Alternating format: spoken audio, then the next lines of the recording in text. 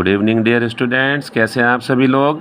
बच्चों, आज जो हम चैप्टर पढ़ रहे थे स्कूल में, ये जो आपका पहला ही चैप्टर है कॉन्स्टिट्यूशन वाला, तो मैं इसमें की फीचर्स आपको बता रहा था। अब आप देखिए, आपने इस की फीचर में आपने फेडरलिज्म को पढ़ा, आज फेडरलिज्म को जाना, आपने पार्लियामेंट्री फॉर्म ऑफ गवर्नमेंट को जाना, आपने सेपरेशन ऑफ पावर भी जाना। फिर भी मैं एक बार और बता देता हूँ, सेपरेशन पावर चल ही रहा था। इसमें क्या पढ़ा था हमने कि जो गवर्नमेंट होती है, गवर्नमेंट के 3 ऑर्गन होते हैं, लेजिस्लेचर, एग्जीक्यूटिव, जुडिशरी। ठीक है, वैसे तो छोटी क्लासेस में भी आपने पढ़ा है 6th क्लास में। तो उसमें क्या होता है, जो एग्जीक्यूटिव होती है, एग्जीक्यूटिव पहले लेजिस्लेचर का काम क्या होता है, लेजिस्लेचर का काम होता है हमारे लिए कानून बनाना, लॉ बनाते हैं वो हमारे लिए, है ना। और वो कौन होते हैं, कौन लोग होते हैं, the legislature refer to our elected representative, वो हमारे द्वारा ही मतलब इलेक्टेड रिप्रेजेंटेटिव होते हैं, है ना। वो सब आपको चीज़ें पता ही हैं, आपने बहुत अच्छे से पढ़ी हैं। और जो एग्जीक्यूटिव बॉडी होती है, एग्जीक्यूटिव बॉडी का काम क्या होता है, उस लॉ को जो लेजिस्लेचर ने बनाया है उसको इम्प्लीमेंटेशन करना, ठीक है, देश के अंदर उसको लागू करना। और जुडिशरी का काम होता है उसको प्रोटेक्ट करना। तो आप देख रहे हैं यहाँ क्या हो रहा है, separation of power, power but रही है, सबको अलग अलग काम दिया गया है, पावर बांट दी गई है, जिसके बारे में आप आगे जो चैप्टर है, चैप्टर 3, उसमें आप डिटेल में पढ़ेंगे। ठीक है, वहाँ पे आप मतलब कि पढ़ेंगे कि जो सरकार है, तो सरकार की किसी भी ऑर्गन के द्वारा मतलब कि पावर का मिसयूज़ ना हो, उसको रोकने के लिए एक प्रावधान किया गया है कि इन सभी ऑर्गन्स की जो पावर्स हैं वो एक दूसरे से अलग होती हैं। ठीक है, एक दूसरे से अलग होती है। और पावर्स के सेपरेशन का जो बेस होता है, उस बेसिस पे प्रत्येक ऑर्गन को दूसरे ऑर्गन पर वो क्या करता है, उस पर मतलब कंट्रोल कर सकता है। वो सेपरेट होती हैं और पावर को उसके वो कंट्रोल भी करता है। ठीक है, अच्छा, अब दूसरी बात देखिए, तो इस तरह तीनों ही अंगों के बीच में सत्ता का क्या होता है, एक संतुलन पाया जाता है। ठीक है, यानी कि क्या है, organ of other organ of government and this ensure the balance of power between all 3। अब देखिए, मैं आपको यहाँ बताने जा रहा हूँ फंडामेंटल राइट्स। फंडामेंटल राइट्स क्या होते हैं। The section on fundamental rights has often been referred to as the conscience of the Indian Constitution. Colonial rule had created a certain suspicion of the state in the mind of the nationalists, and they wanted to ensure that a set of written rights would guard against the misuse of state power in independent India. Fundamental rights therefore protect citizens against the arbitrary and absolute exercise of power by the state. The Constitution thus guarantee the rights of individual against the state as well as against other individuals. तो देखिए इसमें क्या बताया गया है। Fundamental right के बारे में बताया है। अब जानिए कि फंडामेंटल राइट वाला जो इस सेक्शन है, ठीक है, इसको इंडिया की कॉन्स्टिट्यूशन में इसको मतलब कि एक कॉन्सेंस, यानी कि आप ये कह सकते हैं of the Indian constitution, conscience यानी संविधान की आत्मा कहा गया है। सीधी बात ये है, अंतरात्मा कहा गया है। अगर ये नहीं होंगे तो इसके बिना संविधान अधूरा है। कहने का मतलब ये है, जो कॉलोनियल रूल थे, कॉलोनियल रूल क्या है, यहाँ औपनिवेशिक शासन, जो अंग्रेज़ों का शासन था। तो जो कॉलोनियल रूल थे, कॉलोनियल रूल में जो हमारे नेशनलिस्ट जो लोग थे, जो राष्ट्रवादी थे, उनके दिमाग में राज्य के प्रति एक संदेह था, एक संदेह भाव पैदा कर दिया गया था। इसलिए जो नेशनलिस्ट जो लोग हैं, ठीक है, जो नेशनलिस्ट लोग हैं, या यूँ कहें कि जो संविधान को बनाने वाले लोग हैं, वो क्या चाहते थे, वो ये चाहते थे कि जब हम एक भारत का संविधान बनाएंगे तो हम अपने नागरिकों को मौलिक अधिकार देंगे, हम उनको फंडामेंटल राइट देंगे। ऐसा होना चाहिए ताकि जो गवर्नमेंट है वो सत्ता के मिसयूज़ से बच सके, गवर्नमेंट सत्ता का मिसयूज़ ना करने पाए। तो फंडामेंटल राइट देश के सभी नागरिकों को राज्य की सत्ता के मनमाने और मनचाहे इस्तेमाल से बचाता है। वो मनमाना और मनचाहा इस्तेमाल नहीं करने देता, क्योंकि जब लोगों के पास राइट होंगे तो वो सरकार को रोक सकेंगे ना, इसलिए। तो इस तरह से कॉन्स्टिट्यूशन स्टेट और जो बाकी लोग होते हैं उनके मतलब सामने लोगों के अधिकारों की रक्षा करता है। क्या करता है वो?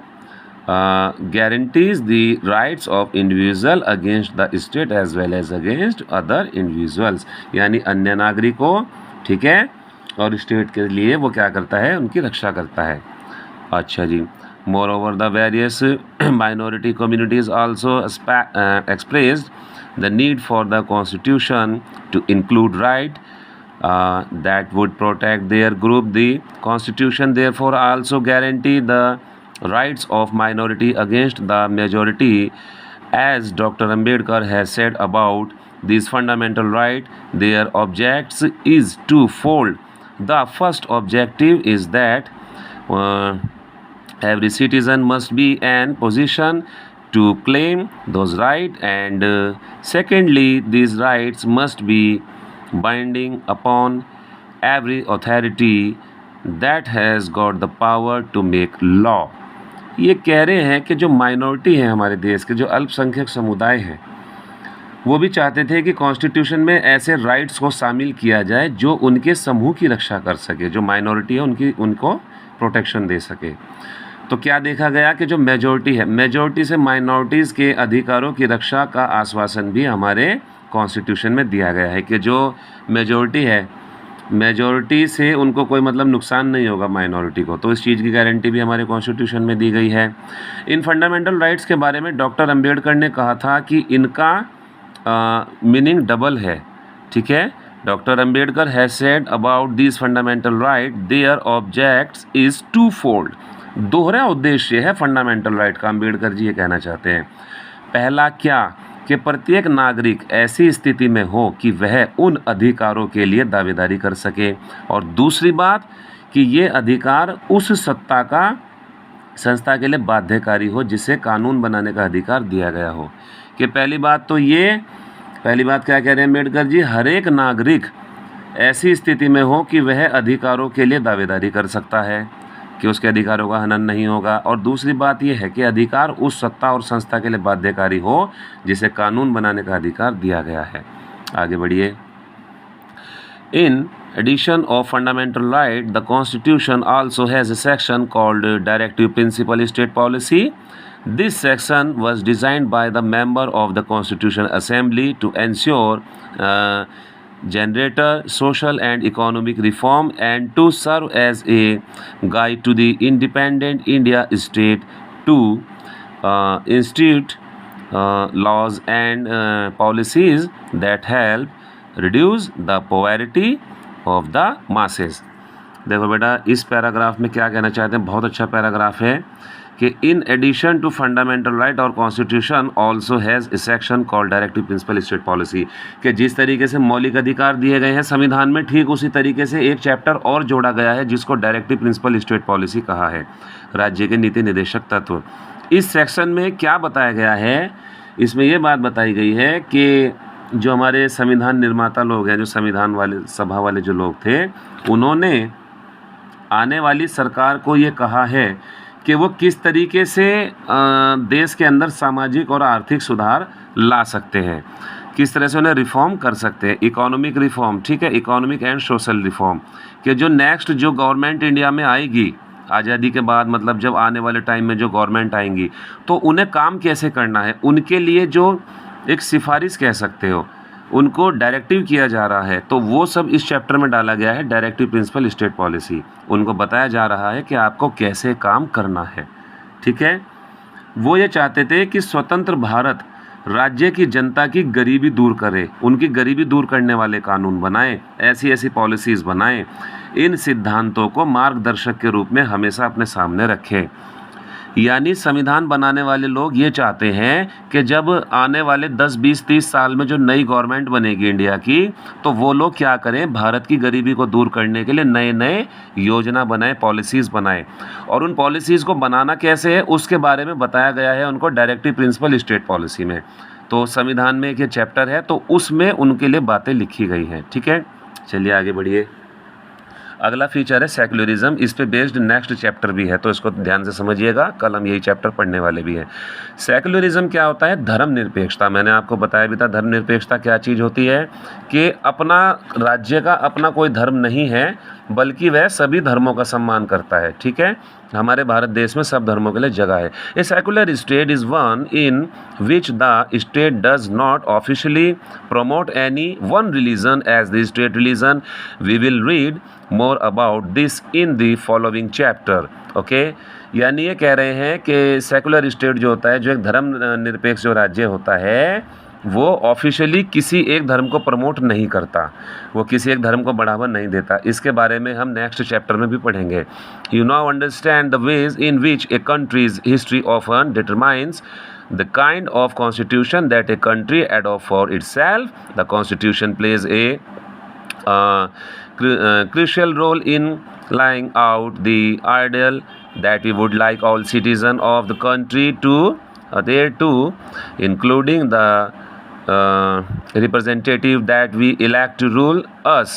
Just like in the game of football, a change of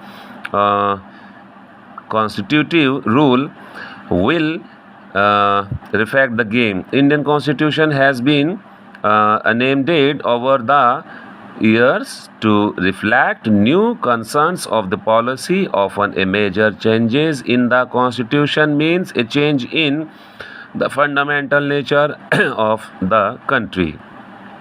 We saw this in the case of Nepal and how it needed to adopt a new constitution after it became a democracy. You understand the ways in which countries' history often determine the kind of constitution that country adopted for itself. तो ये क्या कह रहे हैं आपसे, कि आप देखिए इस बात को समझने लगे होंगे कि कभी कभी देश का इतिहास ये तय करता है कि देश का संविधान कैसा होगा। उसकी हिस्ट्री ये बताती है कि संविधान कैसा होगा। संविधान उन आदर्शों को, उन आइडल्स को तय करने में एक महत्वपूर्ण भूमिका निभाता है कि जिन्हें अपने देश और अपने प्रतिनिधियों के जरिए साकार करना चाहते हैं। अब देखिए ये फुटबॉल की कहानी सुनिए। जिस तरह फुटबॉल के नियम बदलते हैं, अब देखिएगा कि जिस तरह फुटबॉल के नियम बदलते ही खेल बदल जाता है, ठीक है, उसी तरह जिन देशों के संविधान में भारी बदलाव आ जाता है, वहाँ देश का बुनियादी स्वरूप भी बदल जाता है। कि जैसे फुटबॉल में आप क्या करें, game of football change of constitutive rule will affect the game. तो Indian Constitution has been named over the years of reflect the constant policies. तो क्या होता है, उस अगर आप जैसे गेम के नियम बदल ले तो गेम बदल गया, ठीक उसी तरह से अगर किसी देश का आप संविधान बदल रहे हैं तो उस देश का बुनियादी रूप भी बदल गया, उसका बेसिक भी चेंज हो गया। हम नेपाल में ये देख चुके हैं कि वहाँ पे डेमोक्रेटिक जो गवर्नमेंट है, एक लोकतांत्रिक समाज बनने की ज़रूरत के साथ ही एक नए संविधान की ज़रूरत भी पैदा हुई।